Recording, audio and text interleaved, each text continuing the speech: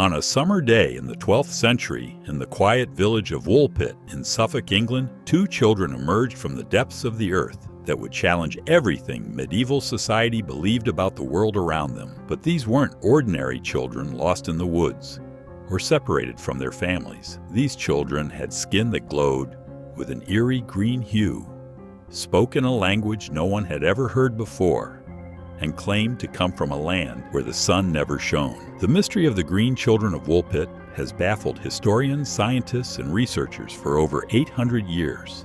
And today, we're going to uncover what really happened in that medieval village. What makes this story so captivating isn't just the strangeness of green-skinned children appearing out of nowhere. It's the fact that multiple independent sources from the time period documented this event, suggesting that something genuinely extraordinary took place. We're not dealing with folklore or fairy tales here. We're examining historical accounts that were recorded by learned men of the church who had reputations to protect and no reason to fabricate such an outlandish tale. The story begins when local farmers were working in the fields near some ancient wolf pits that gave the village its name. These pits were deep holes dug to trap wolves that threatened livestock, and they dotted the countryside like scars in the earth. But on this particular day, something emerged from these pits that no one could have expected. Two children, a boy and a girl, crawled out from the darkness below, and immediately everyone who saw them knew something was terribly wrong. Their skin wasn't just pale or sickly, it was green. Not painted green or stained green from some substance, but naturally, unmistakably green in a way that defied all explanation.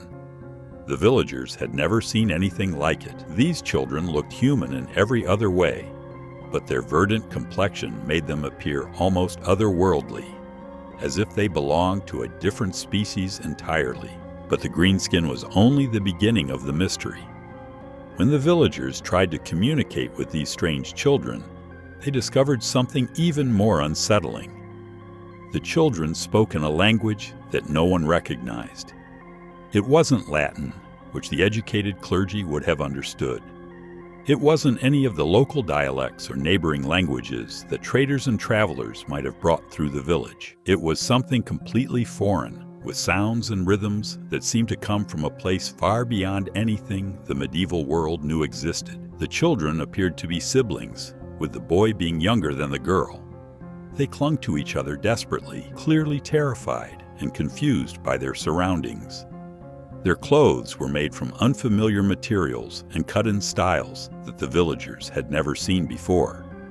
Everything about them suggested they came from somewhere else, but where that somewhere could be remained a complete mystery. Word of the green children spread quickly through the village, and soon Sir Richard de Caen, a local knight and landowner, took custody of them. This wasn't just an act of charity. In medieval society, strange occurrences were often seen as signs from God or the devil, and Sir Richard likely felt a responsibility to determine which category these children fell into. The local clergy were also deeply interested in understanding what these children represented from a theological perspective. What happened next reveals just how alien these children were to medieval English society. When presented with food, they refused to eat anything that was offered to them. Bread, meat, vegetables, fruits, nothing seemed familiar or appetizing to them. They appeared to be starving, growing weaker by the day, but they simply wouldn't consume any of the normal foods that sustained everyone else in the village. This created a desperate situation. The villagers wanted to help these children, but how could they feed beings who seemed to exist on a completely different diet? Days passed as the children grew more frail, and it seemed as though they might die from starvation, despite being surrounded by plenty of food.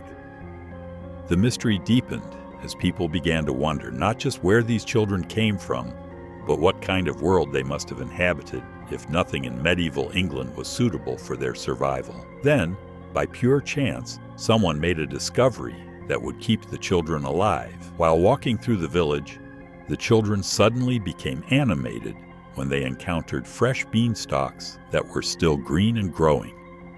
They immediately began to tear at the stalks, desperately trying to access something inside. At first, The villagers thought the children were simply eating the green stalks themselves, which would have explained their unusual coloration, but closer observation revealed they were actually trying to get to the beans inside the pods. However, even this wasn't straightforward. The children seemed to expect the beans to be inside the stalks themselves, not in separate pods. They had to be shown how to properly open the bean pods to access the actual beans inside.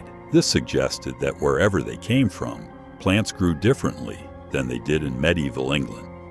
Their world operated by different rules, different biology, different everything.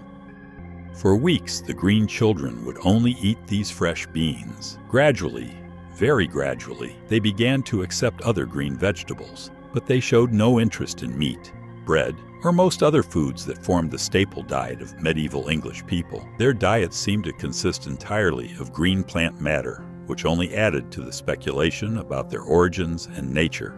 As months passed, something remarkable began to happen. The children's green complexion started to fade. Slowly, almost imperceptibly at first, their skin began to take on a more normal human coloration. This change coincided with their gradual adaptation to eating a wider variety of local foods. The boy, unfortunately, never fully adapted to his new environment. He remained weak and sickly, and within a year of their arrival, he died, leaving behind more questions than answers about what had caused his decline. The girl, however, proved more resilient. As her skin continued to lose its green hue and take on normal human coloring, she began to learn the local language. Word by word, phrase by phrase, she started to communicate with her caretakers. And when she finally could speak well enough to tell her story, what she revealed was so extraordinary that it challenged the very foundations of medieval understanding about the world they lived in. According to her account, she and her brother came from a place called St. Martin's Land, a realm where everything existed in perpetual twilight. The sun never rose in this strange country, she explained, casting everything in a dim, greenish light that seemed to emanate from nowhere and everywhere at once. The people who lived there had the same green-tinted skin that she and her brother possessed when they first emerged from the wolf pits. But St. Martin's Land wasn't just another village or kingdom that existed somewhere beyond the known world. The girl described it as a place separated from the normal world by a great river of light. On the other side of this luminous barrier, she could sometimes see a land that looked remarkably similar to the England she now found herself in, with bright sunlight and people who appeared to have normal-colored skin. It was as if two different realities existed side by side, separated by this mysterious boundary.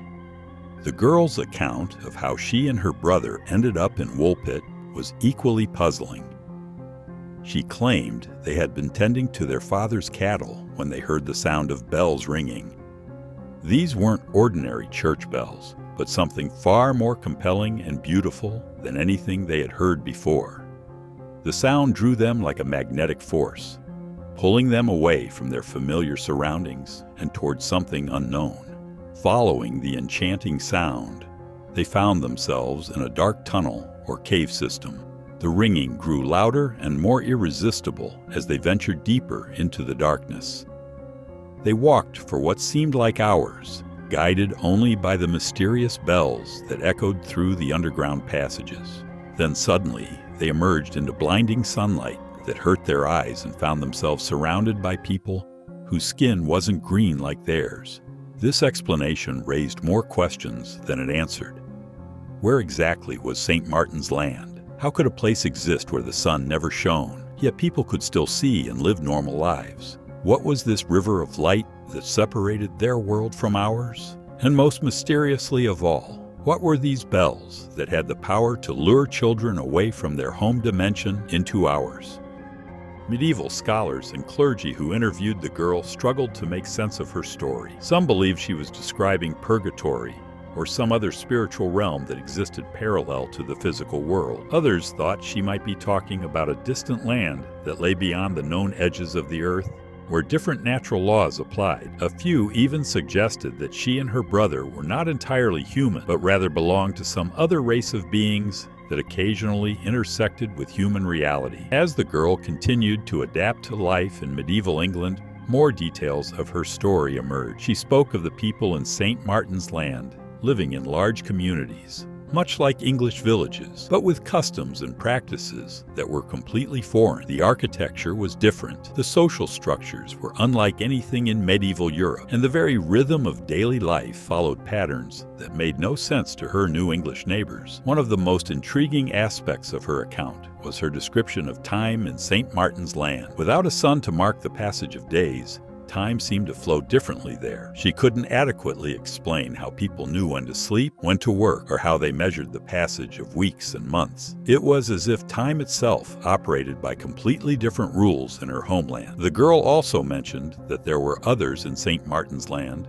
who had crossed over into the bright world before, but she had no knowledge of what happened to them. This suggested that the phenomenon of people moving between these two realities wasn't entirely unique, though it was apparently rare enough that each occurrence was treated as something extraordinary. As years passed and the girl fully integrated into English society, she eventually married a local man and lived what appeared to be a normal medieval life. But she never lost her memories of St. Martin's Land, and she would sometimes speak wistfully of her green-skinned homeland and wonder about the family and friends she had left behind. She described missing the gentle twilight of her birthplace and feeling overwhelmed by the harsh brightness of the English sun, even years after her arrival. Church officials documented these conversations carefully, seeing in them either evidence of divine intervention or demonic deception. The girl's story contained elements that could be interpreted as Christian allegory,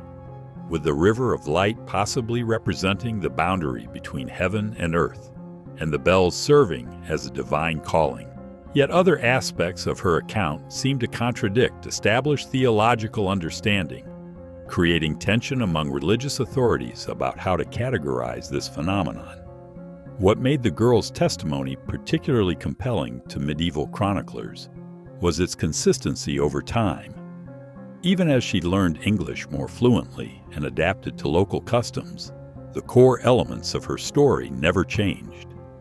She didn't embellish details or add new elements that might make her account more believable or more fantastic. Instead, she maintained the same basic narrative about St. Martin's Land, the River of Light, the mysterious bells, and the underground journey that brought her to Woolpit. The physical evidence also seemed to support at least some aspects of her story. The fact that both children had been genuinely green-skinned when they arrived, and that this coloration gradually faded as they adapted to local food, suggested some kind of physiological difference that couldn't be easily explained by medieval science. Their initial inability to digest normal food, their unfamiliar clothing, and their completely foreign language all pointed to origins that lay far outside the known world of 12th century England. So what really happened in that medieval village over 800 years ago? The truth is, we may never know for certain. The Green Children of Woolpit remain one of history's most perplexing mysteries, defying easy explanation despite centuries of investigation and speculation. What we do know is that something extraordinary occurred in Woolpit that summer day. Something significant enough that multiple chroniclers felt compelled to document it for posterity. The girl's testimony, consistent across years of questioning, painted a picture of a reality that operated by completely different rules than our own. Whether St. Martin's Land was another dimension, a distant realm, or something else entirely, her account never wavered. She lived the rest of her life in medieval England, married and integrated into society. Yet she never forgot the green twilight world she claimed as her birthplace. Perhaps the most remarkable aspect of this story isn't the mystery itself, but how it challenges our understanding of what's possible. In an age before mass communication, before global travel, before scientific instruments that could analyze skin pigmentation or linguistic patterns, These medieval chroniclers preserved an account that continues to baffle experts today. The Green Children of Woolpit remind us that our world still holds secrets, and that sometimes the most incredible stories are the ones that refuse to be explained away. What do you think happened in Woolpit? Was it a case of dimensional travel, an elaborate hoax, or something else entirely?